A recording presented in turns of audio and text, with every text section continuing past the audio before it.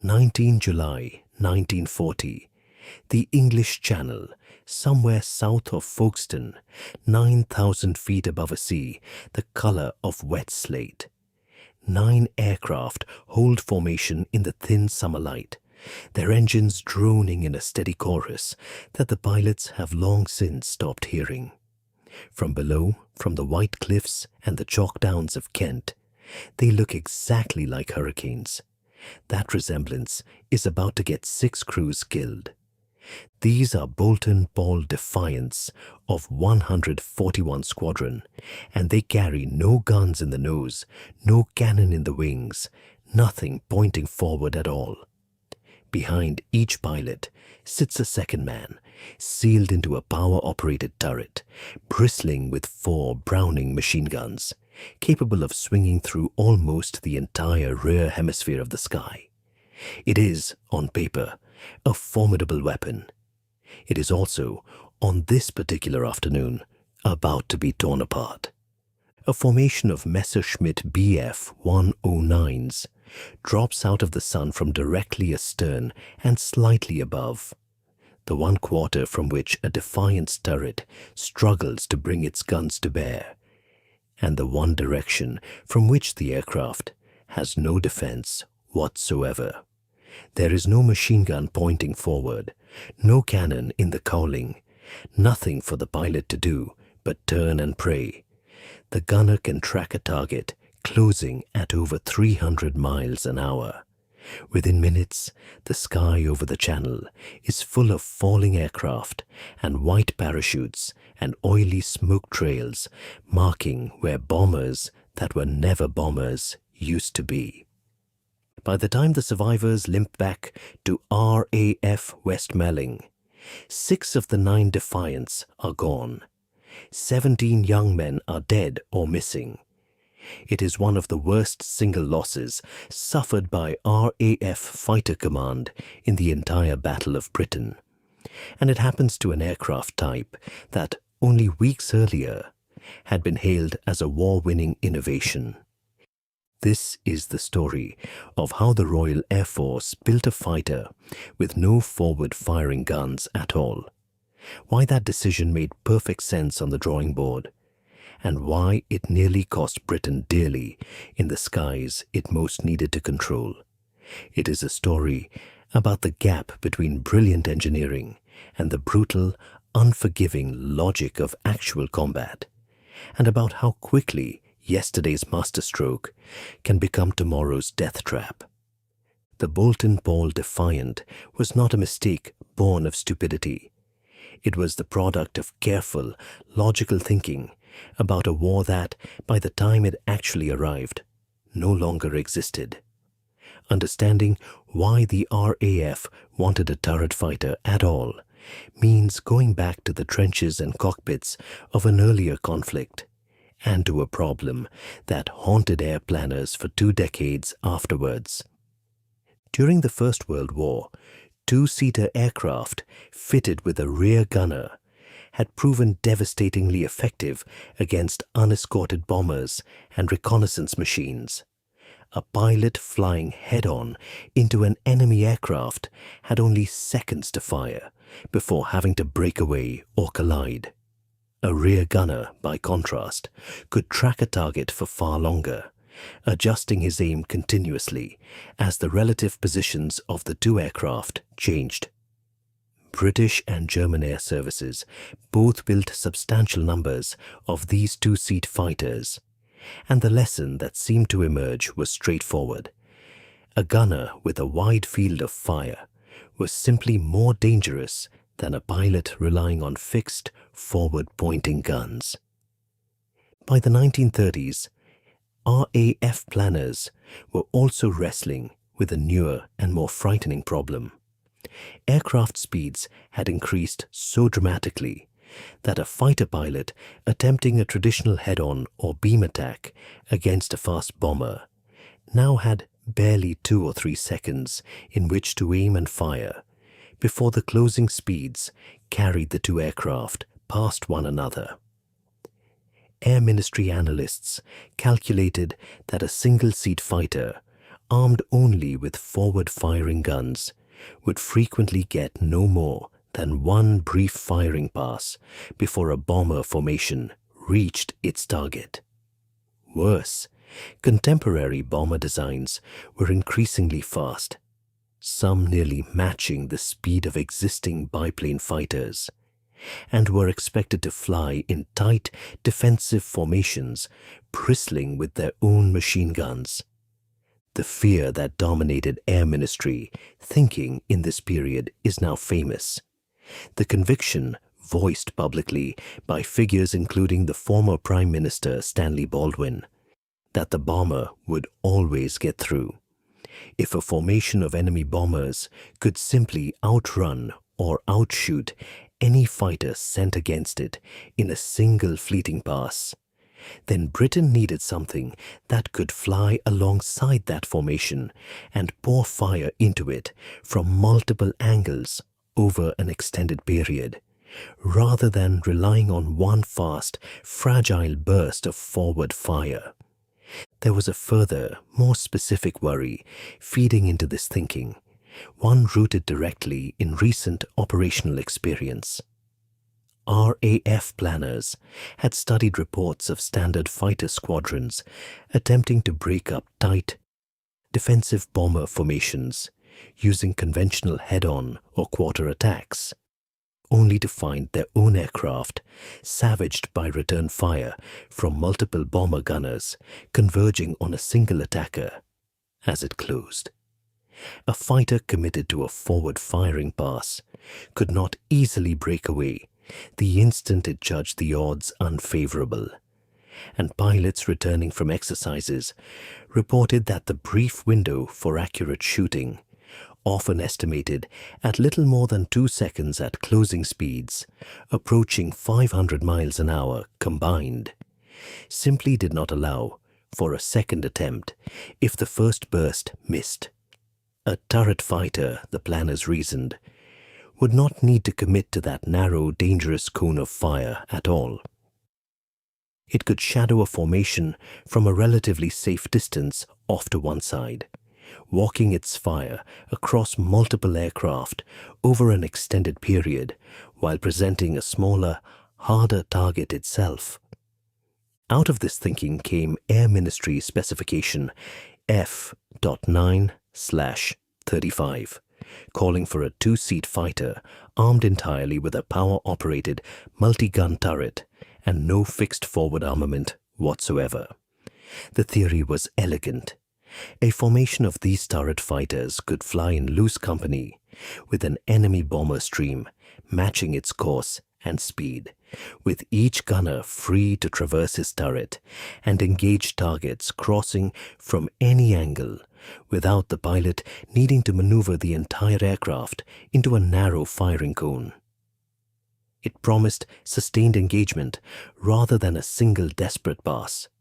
It promised, in short, to solve a problem that genuinely existed in 1935.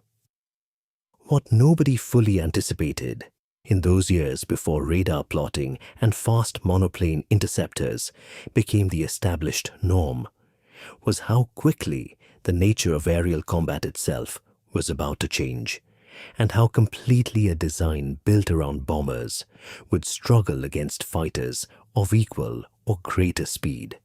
The contract to build this aircraft went to Boulton Paul Aircraft, a long-established Norfolk and Midlands engineering firm with its design office in Wolverhampton, under its chief designer, John Dudley North. North had already built a reputation for unconventional thinking, and the company possessed something rather rare in Britain at the time: a manufacturing license for a sophisticated French-designed hydraulic turret mechanism, developed originally by the engineer Sam, under license from a French patent held by de Boisson. This was the technical heart of the entire aircraft, and it deserves explaining properly because it really was a remarkable piece of engineering for its era. Picture a steel and perspex cupola, roughly the size of a large dustbin, mounted into the fuselage immediately behind the pilot, capable of rotating through nearly the full circle and elevating the guns from close to horizontal up to almost vertical.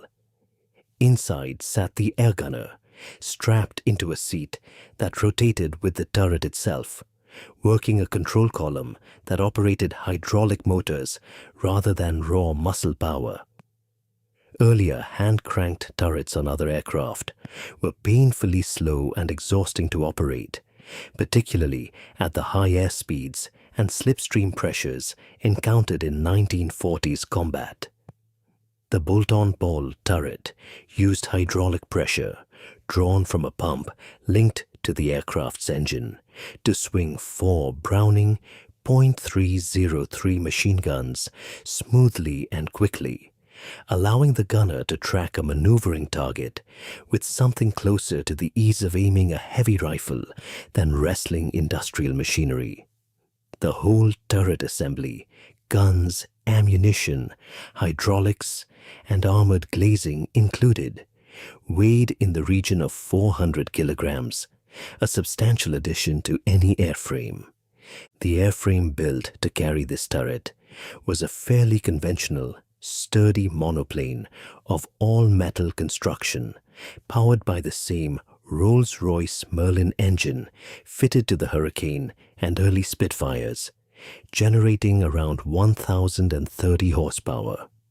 Empty, the Defiant weighed close to 2,700 kilograms, considerably heavier than a contemporary Hurricane, largely because of the turret and the second crewman it required. Production aircraft stretched to just over 10.5 meters in length, with a wingspan of 11.75 meters, and the type entered RAF service in December 1939, manufactured initially at Boulton Paul's Wolverhampton works, before later production shifted to Penderford. Across the war, factories turned out roughly 1,064 Defiants in total, though exact monthly production figures from the period remain incomplete in some archives. A common frustration for historians working with wartime manufacturing records that were not always preserved with peacetime thoroughness. Crucially, and this is the detail that defined the aircraft's entire combat career, the Defiant carried no forward-firing guns of any kind, none in the wings, none synchronized through the propeller, nothing. Every single weapon the aircraft possessed was mounted in that rotating turret behind the pilot. The logic again made sense against the threat the aircraft had been designed to counter: unescorted bomber formations approaching in daylight at moderate speed, against fast, agile, single-seat fighters attacking from directly ahead or from a blind spot the turret could not easily cover. That same logic collapsed entirely. When the Defiant first met the Luftwaffe in earnest over Dunkirk in May 1940, it briefly looked as though the gamble had paid off spectacularly. German fighter pilots, seeing the aircraft's hurricane-like silhouette from a distance, repeatedly mistook Defiants for conventional single-seat fighters and pressed home attacks from astern, precisely the angle from which the turret's 4 Brownings could bring devastating concentrated fire to bear. Squadron records from 264 Squadron credit the type with a striking string of victories during this period, and for a few short weeks, the Defiant earned a genuine reputation as a giant killer. Newspapers at home seized on the story. That reputation evaporated almost as quickly as it had formed. Luftwaffe pilots, an intelligent and rapidly adapting fighting force, learned within days to recognize the Defiant's distinctive silhouette and, crucially, to identify its single fatal weakness: an attack from directly ahead or from below, and slightly to the side where the turret's traverse and depression were limited, left the aircraft almost entirely defenseless. The disaster of July 19th, 1940 was not an isolated misfortune. It was the pattern repeating itself again and again through that summer, as Bf 109 pilots worked out exactly how to exploit an aircraft that simply could not shoot back at anyone approaching from the front. If you are finding this interesting, a quick subscribe helps more than you know, and there is plenty more of this kind of story still to come.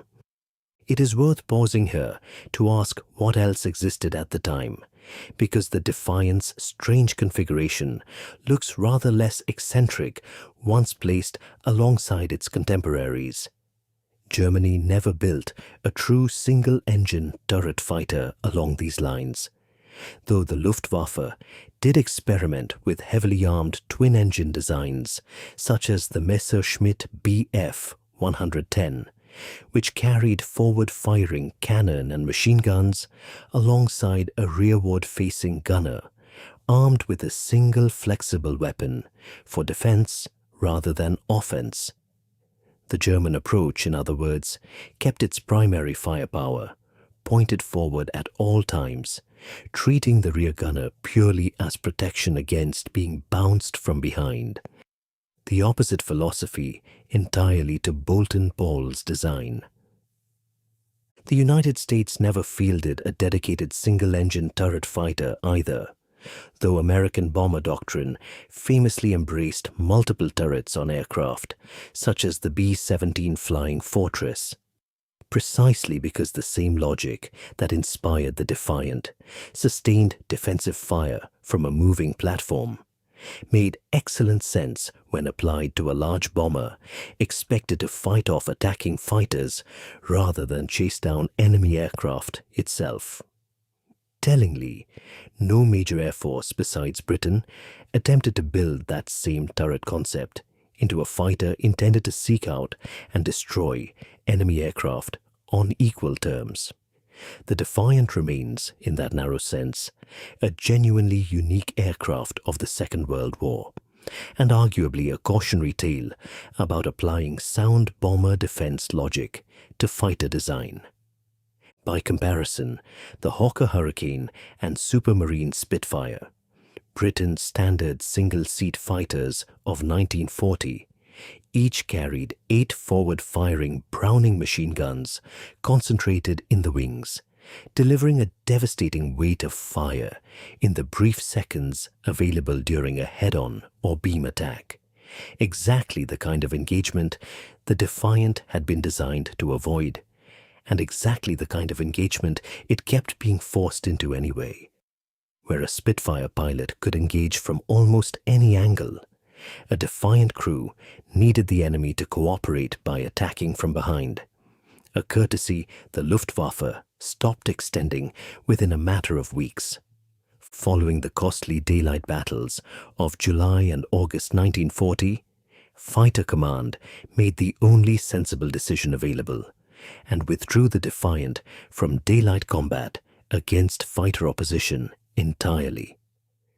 Rather than scrapping a substantial and expensive production program, however, the RAF found the aircraft an entirely new role in which its peculiar strengths suddenly became genuine advantages: night fighting. In darkness, the absence of forward-firing guns mattered far less, because a Defiant pilot rarely attempted a fast, fleeting interception in the way a day fighter would. Instead, ground-based radar controllers guided the aircraft into a slow, careful approach beneath an enemy bomber, after which the turret gunner could fire upward into the unsuspecting aircraft's unprotected belly, an angle of attack German bomber crews, focused on threats from ahead and astern, were poorly equipped to detect or counter. Through the autumn and winter of the Blitz, Defiant squadrons claimed a meaningful tally of night kills against German bombers raiding British cities, and for a period the type was, by some squadron accounts, among the more successful night fighters in RAF service, though precise comparative kill figures from this chaotic period of the war remain contested among historians and should be treated with appropriate caution. The Defiant's broader legacy is genuinely mixed, and honest history demands acknowledging both sides of it. As a day fighter intended to contest control of the skies against modern single-seat opposition, it was a costly failure, one that cost dozens of experienced aircrew their lives before Fighter Command recognized the mismatch between design intent and battlefield reality. As a stopgap night fighter, during a desperate period when Britain possessed almost no effective answer to nocturnal bombing, it performed a genuinely useful service, buying time until purpose-built night fighters such as the Bristol Beaufighter, equipped with their own airborne radar, arrived in sufficient numbers to take over the task properly. Beyond combat, surviving Defiants found further use as target tugs, training aircraft, and air-sea rescue platforms, dropping dinghies to downed aircrew in the Channel. A quieter but genuinely valuable contribution that rarely makes the history books. The psychological lesson the Defiant taught the RAF arguably outlasted the aircraft itself. It demonstrated, starkly and at real human cost, that a weapon system optimized for one tactical problem could become a liability the moment the nature of the fight changed beneath it.